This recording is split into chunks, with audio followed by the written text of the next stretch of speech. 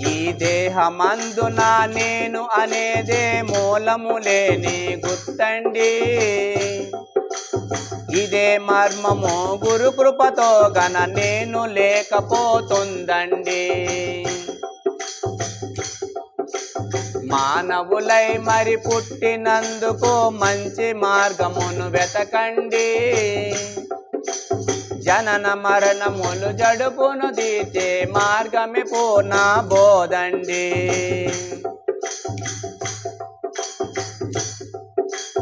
చిదంబరార్యులు అచల గురుడని చెంతన చేరి తెలియండి.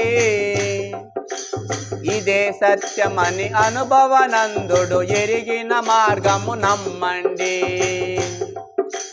మానవులై మరి పుట్టినందుకు మంచి మార్గమును వెతకండి.